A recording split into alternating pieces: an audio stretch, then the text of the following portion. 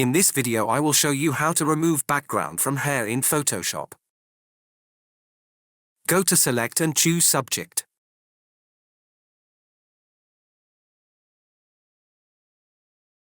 Add a mask.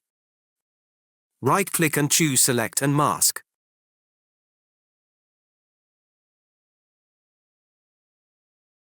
We will keep the view overlay. Opacity 100%.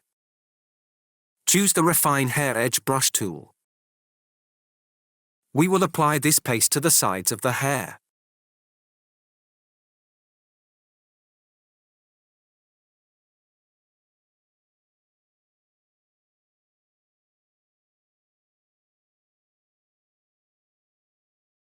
Click on Decontaminate Color. Down the amount.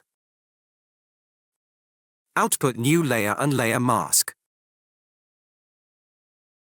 Press OK.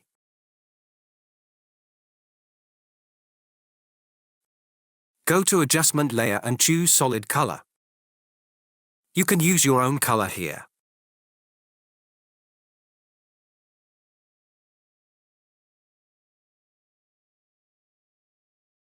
Press OK.